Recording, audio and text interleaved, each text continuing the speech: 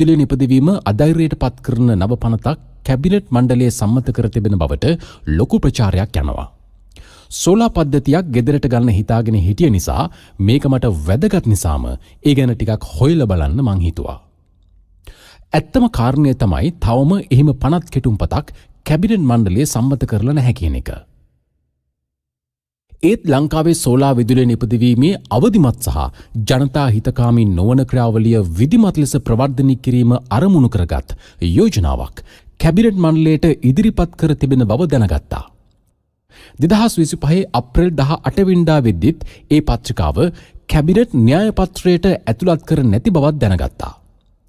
ඒ නිසා කැබිනට් මණ්ඩලය පනතක් සම්මත කරලා කියන ප්‍රචාරය සම්පූර්ණයෙන් අසත්‍යයක්. ඉදිරිපත්ව තිබෙන යෝජනාවට මොන විදියේ සංශෝධන වේද කියන්න බැරි වුණත් රටට ජනතාවට අහිතකර කිසිදු අනපනතක් හෝ කිසිදු තීන්දුවක් මාලිමා ආණ්ඩුව මේ දක්වා නොගත් බවත් මතක් කර ගැනීම වැදගත්. සෝලා විදුලිය තිරසර ලෙස පවත්වාගෙන යන්න නම් දැනට හඳුනාගෙන තියෙන ප්‍රධාන ගැටලු 4කට තිරසර විසඳුම් දෙන්න වෙනවා කියලා විදුලි බල මණ්ඩලය කියනවා. සෝලා පැනල වලින් ලබා ගන්නා විදුලි බලය ගබඩා කරන්න බැටරි තාක්ෂණය අපේ රටේ ව්‍යාප්ත වෙලා නැහැ. මේ නිසා නිපදවන විදුලිය ඒ මොහොතේම භාවිතා කළ යුතු වෙනවා. මේ නිසා කොතරම් ප්‍රමාණයක් මේ ආකාරයට පද්ධතියට සම්බන්ධ වෙනවාද යන්න විදුලි බල මණ්ඩලයේ පද්ධති පාලන මධ්‍යස්ථානයට දැනගත නොහැකි වීම බරපතල ගැටලුවක්. අවශ්‍යතාවයට වඩා වැඩියෙන් විදුලිය පද්ධතියට එකතුනොත් ඒ වගේම ඒ තත්ත්වය තුළ පද්ධතියේ සුළු බිඳවැටීමක් වුණොත් එයින් මුළු පද්ධතියේම සමබරතාවය නැති වෙලා පද්ධතියම බිඳවැටෙන්න පුළුවන්. උදාහරණයක් විදියට පසුගිය මාර්තු 9 වනදා රට පුරාම විදුලිය බිඳවැටීම උනේ මේ විදියට. ඒ වගේම සිංහල හින්දු අලුත් අවුරුදු සමයේ දින 10ක් පමණ සෝලා විදුලි සැපයුම නතර කරන ලෙස විදුලි බල මණ්ඩලය ඉල්ලීමකුත් කළෙත් ඒ නිසයි. ගිවිසුම් ධාරිතාව ඉක්මවා පැනල භාවිතා කිරීම ලොකු ගැටලුවක්. විශේෂයෙන් net++ ක්‍රමය හරහා මෙහිම සිදු වෙනවා. ඒකෙන් විදුලි බල මණ්ඩලයට ලොකු පාඩුවක් සිදු වෙනවා. වසර ගණනාවකට පෙර සකස් කරන ලද සෝලා විදුලි ඒකකයක් සඳහා ගෙවන මිල ගණන් යාවත් කාලීන නොවීමත් ඒකට හේතුවක්. මේ හැම ප්‍රශ්නයකටම තියෙන්නේ එක් ප්‍රධාන විසඳුමක් කියලා ඉංජිනේරුවෝ කියනවා. ඒ තමයි සෝලා වලට බැටරි තාක්ෂණය එකතු කිරීම. සෝලා වලින් නිපදවන විදුලි බලය තැන්පත් කිරීම සඳහා බැටරි පහසුකම් සහිත තාක්ෂණය මෙරටට හඳුන්වා දීම වගේම ස්මාර්ට් ග්‍රිඩ් ඇති කිරීම හරහා පද්ධතිය නිසි ලෙස කළමනාකරණය කිරීමේ මූලික කටයුතු දැනටමත් විදුලි බල මණ්ඩලය ආරම්භ කරලා තියෙනවා. ඊට අවශ්‍ය මුදල් ප්‍රතිපාදන ණය ලබා ගැනීම සහ නිසි පිරිවෙතරයන්ට අනුව රජයේ ප්‍රසම්පාදන ක්‍රමවේදය ඔස්සේ වැඩේ කරන්න තවත් අවුරුද්දක් විතර යනවා කියලා විදුලි බල අමාත්‍යාංශය කියනවා. එතෙක් විදුලි බල මණ්ඩලය කරන්න යන්නේ බැටරි තාක්ෂණී සහිත සෝලා පැනල අලුතෙන් සවි කරන්න ධෛර්යමත් කරන එකයි. ඒ වගේම ගිවිසුම් ධාරිතාව ඉක්මවා පැනල භාවිතා කිරීම අහුරවමින් පාලනයකින් තොරව පද්ධති පාලනයට බාධා කරන net++ වැනි ක්‍රමවේදයන් නැවැත්වීමයි. මේ යෝජිත පනතේ සෝලා සඳහා බැටරි යොදා ගැනීම ප්‍රවර්ධනය කිරීම ප්‍රධාන අරමුණක්.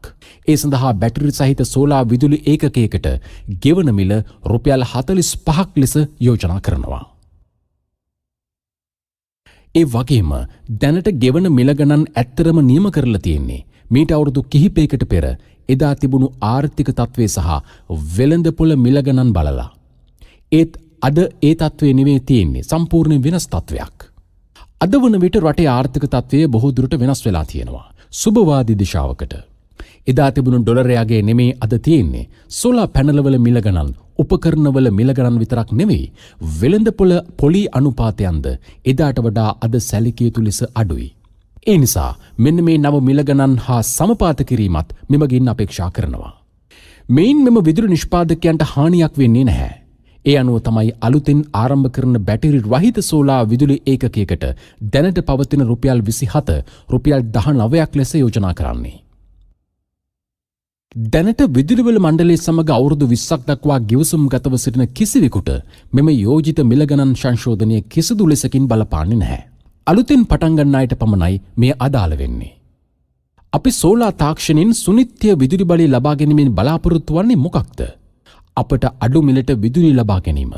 වැඩි මිලට විදුලි ඒකකයක් අරගෙන අඩු මිලට විකුණුලා මණ්ඩලයේ පාඩු නොකර පවත්වාගෙන යන්නේ කොහොමද කියන එක සාමාන්‍ය දැනුමක් තියෙන ඕනෑම කෙනෙකුට හිතෙන්න ඕනේ. දැනට ගල් අඟුරු ඩීසල් භාවිතයෙන් විදුලිය නිපදවන්න රජයට විශාල වියදමක් දරන්න සිදු වෙලා තිබෙනවා. විදුලි ඒකකයක මිල වැඩි වෙන්න ප්‍රධාන හේතුවක් ඒක. ආණ්ඩුවේ ප්‍රතිපත්තිය වන්නේ ඉදිරි අවුරුදු 5ක කාලය තුල ලංකාවේ සමස්ත විදුලිය නිපදවීමෙන් 70%ක් පුනර්ජනනීය විදුලි බලයෙන් නිපදවා ගැනීමයි. එෙහිදී සූර්ය විදුලි බලයට විශාල තැනක් හිමි වෙනවා. ඒ සඳහා ඉහළම තාක්ෂණය සහිත විදුලිය ගබඩා කළ හැකි බැටරි පහසුකම් සහිත ජාතික පද්ධතියට එක් කරනකොට ඒ තොරතුරු මැනිය හැකි තාක්ෂණයක් සහිත සෝලාර් පැනල බලාගාර රටට හඳුන්වා දීම සිදු කළ යුතුයි. එහි අවසාන ඉලක්කය වෙන්නේ පද්ධතියේ සමබරතාවය ආරක්ෂා කර ගනිමින් අවම වියදමකින් අඩු මිලට ජනතාවට විදුලිය ලබා දීම බව රජය කියනවා. පත්තුණු දවසේ සිට මේ වනතෙක් ජනතා විශ්වාසයේ ඉහළින්ම රැකපු ආණ්ඩුවක් කියන මේ කතාව අවිශ්වාස කරන්න පදනමක් මට නම් පේන්නේ නැහැ.